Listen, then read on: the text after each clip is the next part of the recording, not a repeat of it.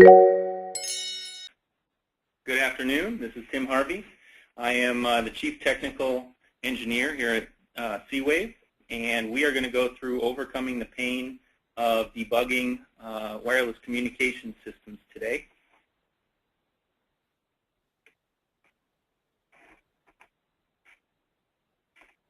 And we are going to first go through what is an actual real problem here. We have a scenario of a piece of hardware that actually has a problem that we're going to go through and debug what is going on in this system. We're going to then go through effective debugging strategies of how to debug this type of a setup, as well as go through the system overview of the device we're trying to debug and work it all the way through to conclusion to solve the problem.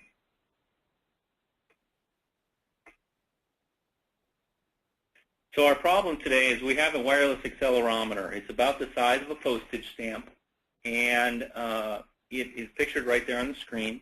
It has 3-axis G-force accelerometer on board. It communicates to a wireless chip made by Cypress Semiconductor, to a dongle that is across the room, communicates to it, and sends the G-force data to the host when the magnitude on that accelerometer is above a certain threshold. The problem we have today, though, is that this wireless system stops working once in a while. We actually get an occasional lockup of the system. When we do a hit to the accelerometer, it stops for about 10 seconds, blocking out any transactions, and then recovers and continues on. So this is the type of problem we're going to debug today. In debugging these types of systems, and albeit this particular system is simple in that it's something that we can cover in about 40 minutes, but many systems have these components in them. You have to understand the architecture of that particular system. The key to debugging it is knowing enough about the system that you can create test experiments that will lead you into the right area of resolution. Second is you have to have access to key parts of the system. You have to be able to physically get a hold of some of the internal buses, some of the hardware points, and things like that. And once you have access to those points, you need to get the right tools in order to see your system in action. You can use built-in test capabilities as well in your design. Some people use trace buffers or debug ports. Some people also use things as simple as I/O toggles to show certain execution. But the key is that you don't really want to count on a debugger in a wireless system. Debuggers are great for algorithmic type single stepping and seeing where things may be going wrong. But in this particular case, you really need to have real-time activity as your firmware runs in order to debug a communication problem. If you stop and break in the middle of a transaction, you're going to really affect the entire system behavior. So the first point is understanding the system architecture and operation, and I'm going to talk about our particular problem, and so we can solve this issue on the hardware we have here. This is the block diagram of the system.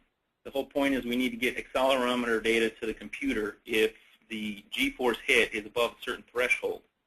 On the left, you see the microsensor, as we call it, with the Cypress wireless chip, basically.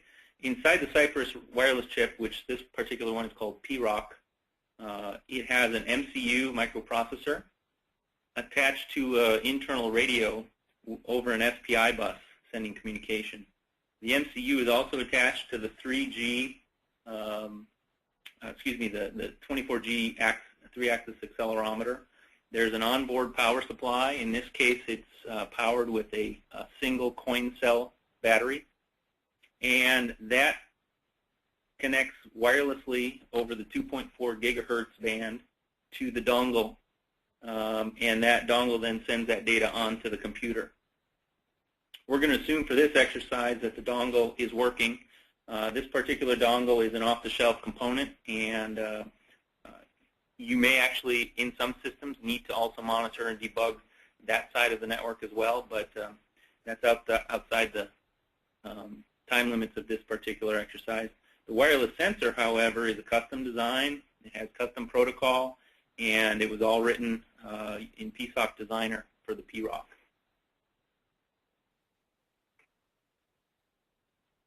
So diving in and getting access to where we need to probe in order to solve this particular problem, here is the schematic.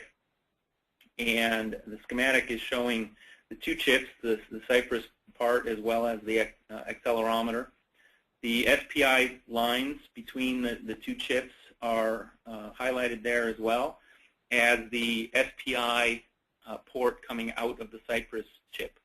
There is a port out the side of that chip that shows the communication back and forth between the radio and the microprocessor. And those are the key areas that we're going to be probing today.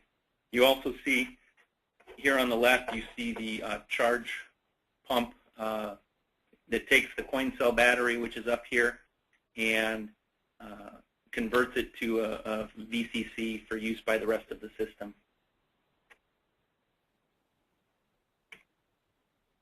Next is to pick the right tool. We make what we call the USBee RX.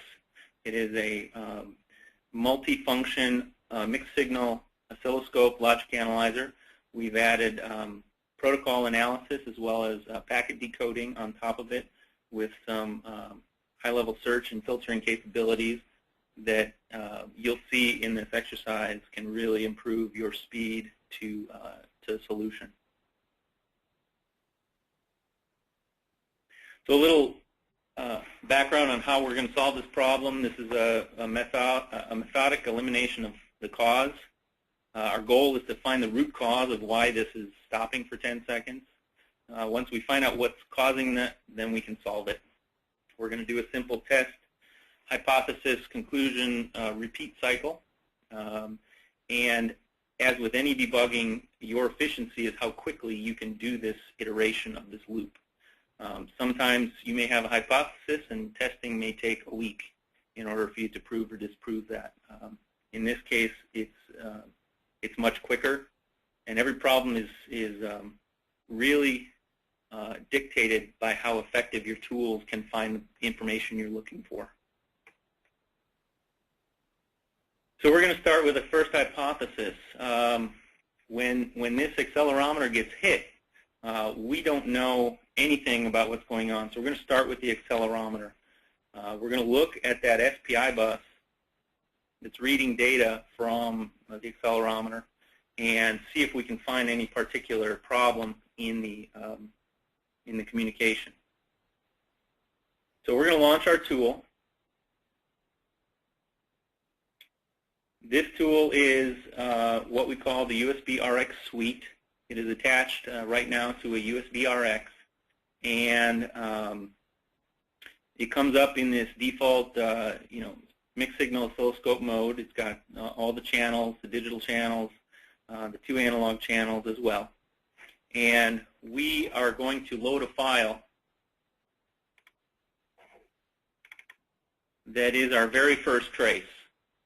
So what we did is we configured all of the channels. And I'll let your screens refresh. We configured the channels for this particular bus. As you see, we have a chip select, a clock, and two data lines that's coming from the accelerometer. If we zoom in on one of these transactions, you can see that it's reading 3 blocks of something. We are very time constrained, and I don't like counting toggles, so we are going to add something that was going to help us figure out what the data actually means. We're going to add a line to this screen, which is an SPI decoder that we can specify the parameters of. Once we specify that and we apply that data, you can see it goes through and decodes the traffic on that SPI line. Right now we're displaying in hex mode, so you see that it's doing a it's addressing register E8 and then EA and then EC. Now, me knowing the data sheet, I know that those are the X, Y, and Z coordinates of the accelerometer. And the values that follow on the orange line are the actual accelerometer measurements. Now, this is great in that we can see the hex data, but this particular time versus waveform mode makes it kind of difficult to actually see the content of the packet. So we have down here on the bottom a window called the packet presenter window that when we enable it and lift it up, it shows you the actual hex data in more of a packet format. Now, this can be a little more useful. This is time synchronized, so if I click on one of these packets down in this window, it jumps and puts the cursor in the window on the waveform. But that's still making me count bits. I need to know what address E8 is. I need to know what address EC is. And if I'm doing this all day long, I don't want to have to count these bits. So we invented a thing called the packet presenter, which we have a patent on. And that enables you to load a file that defines this protocol and sends out the data in more of a human readable form. Effectively, it counts the bits for you. This file, actually I'll open one of these, is a simple text file format. This is an example packet presenter file. It defines the name of the protocol that we're going to decode, what a packet means, and that means how does it start and how does it end. In this case, the packet starts when the slave select goes low, or the chip select in this case, and it stops when it goes high. The next section, called the fields, defines all of the commands that we want to break down into this screen. And I won't go into the details here, but this is the extent of the file, and it defines all of the commands that the accelerometer understands and can use. So once we use this file and we save that off, the packets turn from plain hex data into understandable data. In this case, this is the x-axis, -1 count, y-axis, -1 count, z-axis, -1 count. And you can go through now and analyze this data rather than counting bits and seeing, you know, was that a big hit or not. In this case, these counts are extremely small. If we zoom out and we go to where this break is in the data, and we see, we put the cursor there, we see on the packet display down here some pretty big values, 25, -38, 53, and these are basically absolute linear measurements of the g-force. So the negative means it's going in the other direction, for example. What we see here is that this particular sample that I have highlighted right here is giving us a hit that is definitely big. It's a big, strong hit, and it should send traffic across the link. And as we see, there is a gap. It's causing some sort of a hiccup, but it's not because the accelerometer data is bad. The accelerometer data actually is being read correctly, and it should make that hit. So for our first conclusion for this hypothesis is that no, the accelerometer is not the problem. We move on. The wireless protocol is not sending values correctly. So we've looked at the accelerometer. Let's take a look at the bus between the microprocessor and the radio. So once the microprocessor gets the data, is it sending it to the radio correctly? Is that transaction going on well? So we're going to go back, and we are going to open a trace that captured some data. And as you see, we have added some more lines. On the top here, we have the accelerometer SPI bus, and on the bottom, we've added 4 lines, which is the wireless SPI bus. We're going to go and add, just like we did with the other one, we're going to add an SPI bus that decodes this particular set of wires. And let's go with zoom in there. And so this is communication that's going on between the micro and the radio. Again, this is hex bytes. We have the pleasure of using the Cypress PROC chip. It has a protocol over SPI for that particular chip, and it's a custom protocol. So we have a packet presenter definition file as well for that chip. Let's open that file. I'll show you what that looks like. It's far more complex, but yet spans less than 2.5 pages of this text file. It defines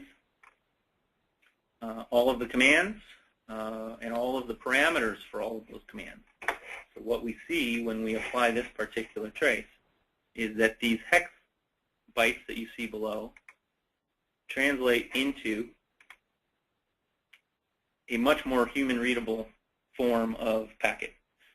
These packets displayed on the bottom are typically more what engineers are used to thinking about in terms of usability of the system. So this is much easier to pick out the data from these packets that you need. So we're going to go through, and let's back up a little bit to the point where the accelerometer data you see on the left here is being read. We're gonna find out what packet is around here, and if you look on the left column here, you see that the X, Y, and Z axis values are large, and the radio starts trying to do something. And if we take a look at the writes to the register, it's trying to write 3 bytes to the length address, and it actually writes data to the transmit buffer. Now, in this particular chip, that's pretty much all you need to do to transmit a byte. And the very following, let me zoom in actually here so we can see the detail. Hold on while I get to the right level.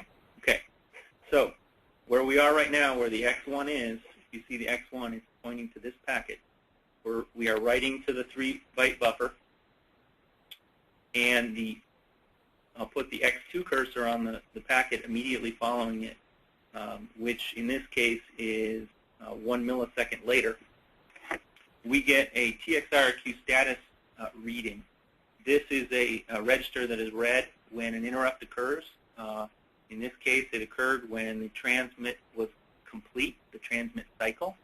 But if you'll notice at the very end of the packet, there's a single bit called the TXE bit.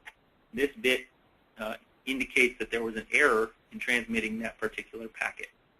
So although the radio was sending data, probably the data that we want from the accelerometer, the radio did not complete the transaction.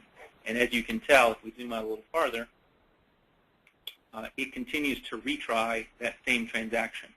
The firmware is written so that if a transmit fails, it tries again and again. And you know, that's useful in a situation where you may have long range, or you may have a really noisy environment. But in this case, where the device was very close to the other device, we got a long series of retries. If we go to the very last packet, I just moved X1 to the very last section, you see that last packet right there, we wrote the data, and finally, after a couple dozen tries, it finally completed without an error. So the bottom line conclusion of this particular experiment is that we have some underlying transmit problem in that sometimes the data is transmitted correctly across the link, and yet more often than not, it's not understanding the transfer. So that's our conclusion number 2. We need to find out why. Why is that transaction not occurring? And so our hypothesis number 3 is taking a look at the system. This system was built based on a reference design, and one of the things that we changed was that we used a cell battery instead of the 2 AA batteries that the reference design had. So it could be possible that we have a battery issue that's not beefy enough. It's not supplying enough current. So we don't know what the issue is, so let's take a look.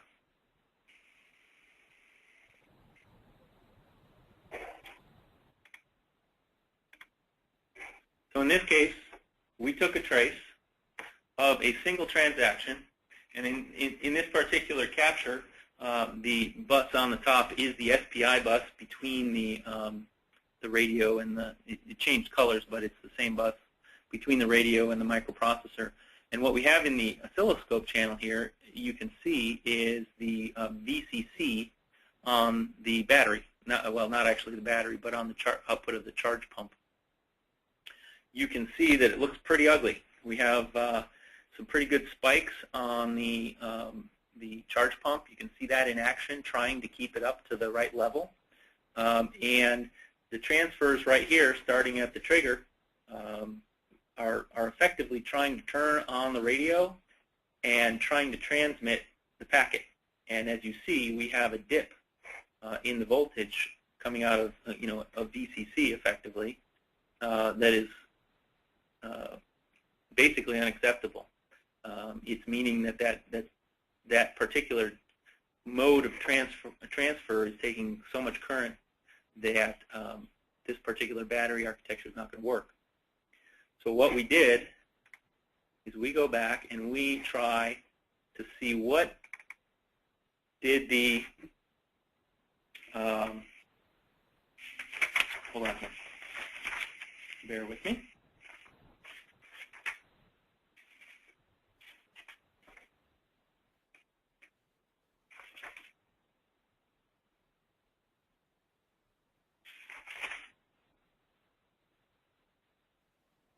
Okay, so what we did was we took the AA batteries and attached it instead. In this particular case, you see that the charge pump issue has gone away. The batteries are much more current capable, and yet you still see that as the transfer occurs, you see it start dipping as the current is consumed. There is an output current, there's an output capacitor on the charge pump that holds the store of that charge, and as the transfer continues, that reduces again to a level that, although functional, may be getting near a threshold. This particular transfer, if we click on and we put the X1 cursor here, you can see that transfer did complete correctly, but still it's kind of in that little gray zone. So what we're going to do is we're going to suggest that we put a bigger capacitor on the output of that charge pump. We're going to get a trace this time that has a much better dip. It still goes down a little bit, but not nearly as much, and certainly the transfer is complete long before it gets into a range that is unacceptable.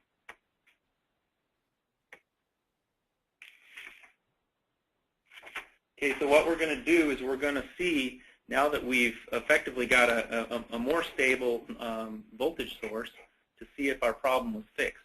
Let's go and actually see the traces again of the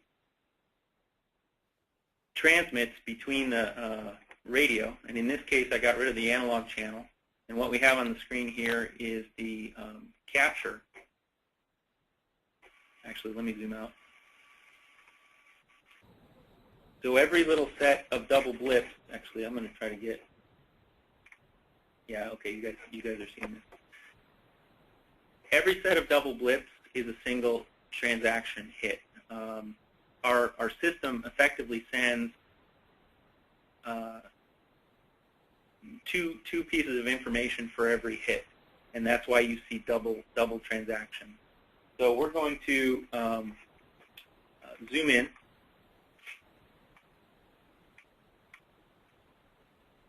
and show you that this is actually still retrying a couple times. It is a little bit better.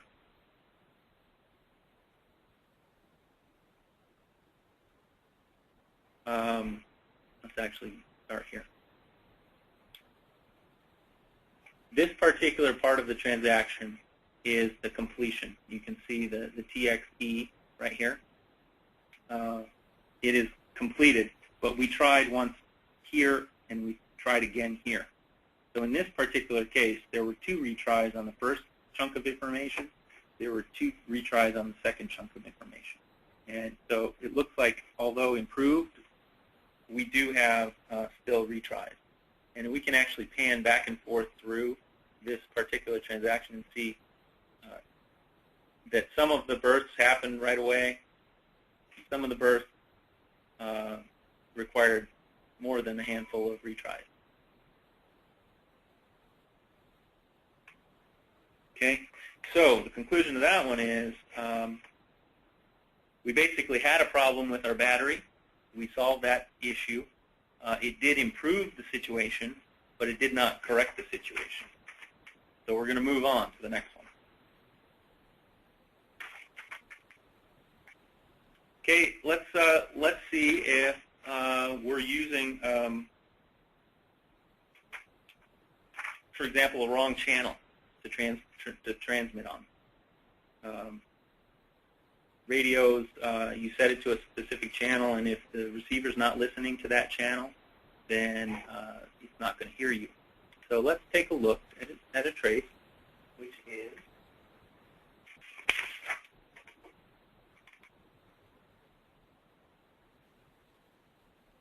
here. Okay, so at the beginning of this particular, I put a marker here, which is the start. As you can see, these lines are low. This is when the power was applied and the firmware started running.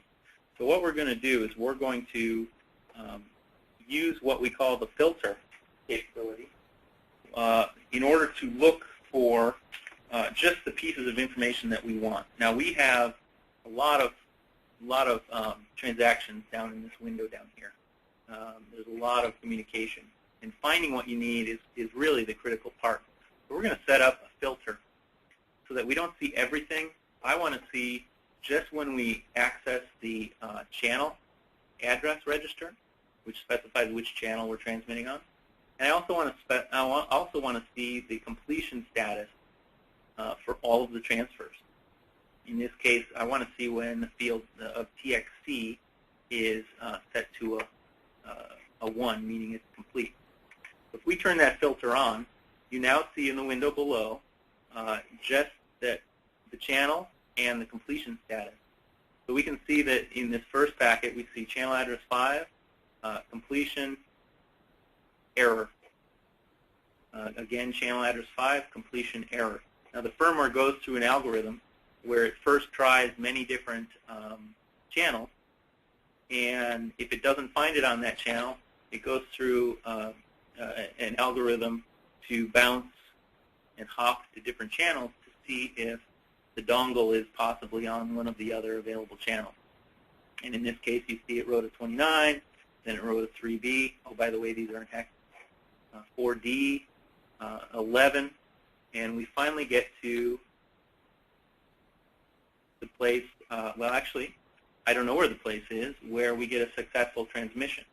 So let's search. Now we have it filtered. Let's actually search on a packet where the transaction error bit is cleared, which means that it was successful. We'll find that, and if you look at the field right here, the very first one is the one that gets found. As you can see, the transaction error bit is set, or is clear, excuse me. The transaction was successful, and the channel prior to that being set was channel number 23. And sure enough, in this particular instance, that was the channel that we expected it to be on. That's the channel that we're using for this particular trace, and sure enough, the transaction was complete. So the conclusion of this particular one is that no, we're not using the incorrect channel. We saw that it used the right channel and that it did get a complete transaction on that channel. Go on to the next one. Is it possible that this transmit is not successful because of incorrect configuration? When you transfer data wirelessly, there's a couple of parameters that are important. One is the channel, but another is the power amp setting. How strong are we broadcasting? So we are going to load up a trace.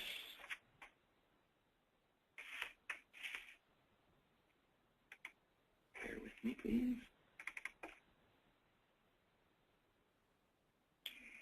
Okay, this is a trace taken of an entire transaction. If we measure this entire trace buffer here from beginning to end, we have 14 seconds worth of actually more than that, 17 seconds worth of data. We are going to go in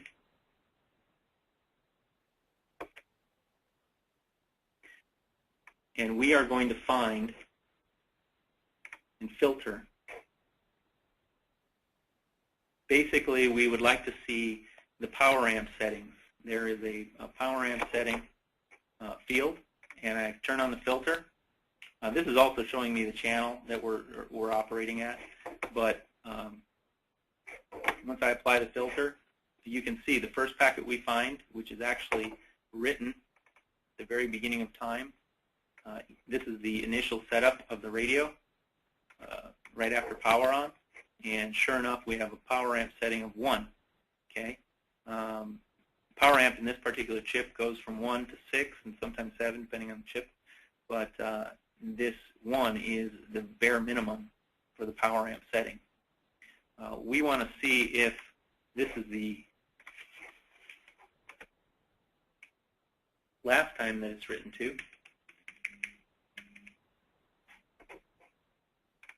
So I want to look for just power amp setting transfers. Oh, I must have spelled something wrong here.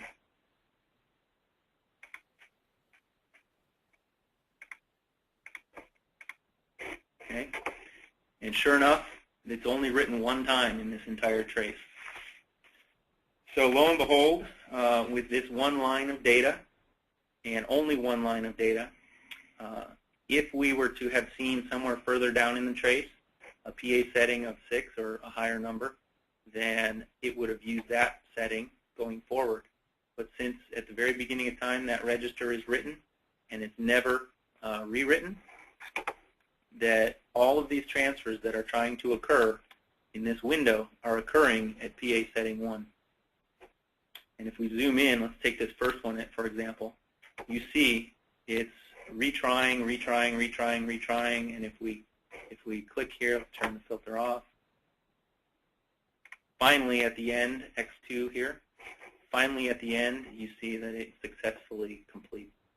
So conclusion number 5 is power amp is not enabled correctly. So hypothesis number 6, let's change that. And the hypothesis is that that's going to solve the problem.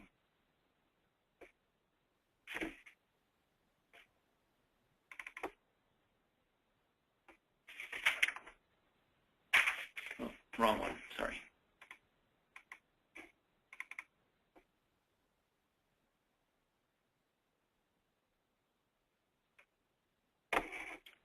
Okay, so we ran a test.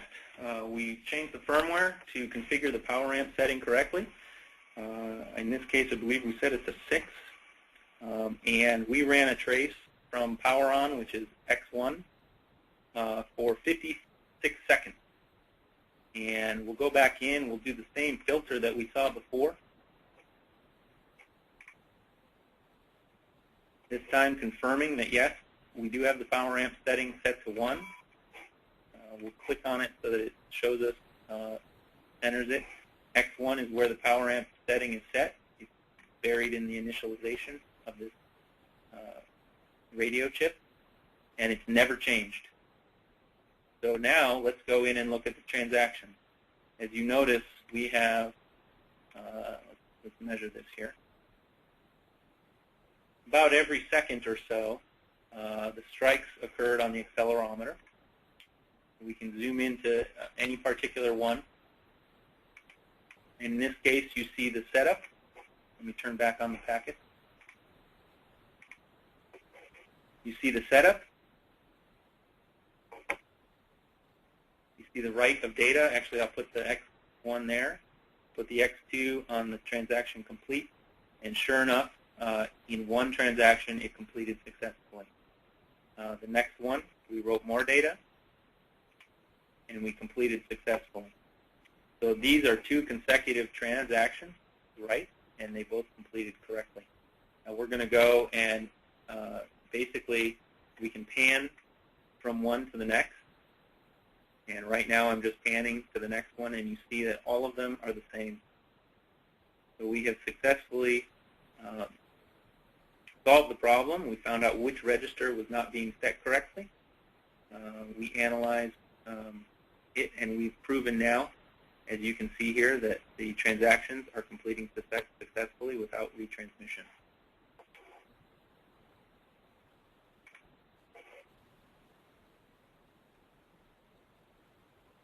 So in conclusion, we basically have a system which is not unlike a lot of your systems. They include protocols, they include some analog, they include communication over buses, and it really truly requires a tool that's capable of capturing not only very long traces, because a lot of our exercises are very lengthy in duration, but it lets you hone in and search and filter out the information that you don't need, so that you can find exactly the one thing that may be causing your issue. Using the tool, you can quickly do the test, tweak, and repeat, be very efficient, and in any of these systems, understanding the system, having access to the key parts of your hardware, and using the right tools truly gets you to the bottom line quicker.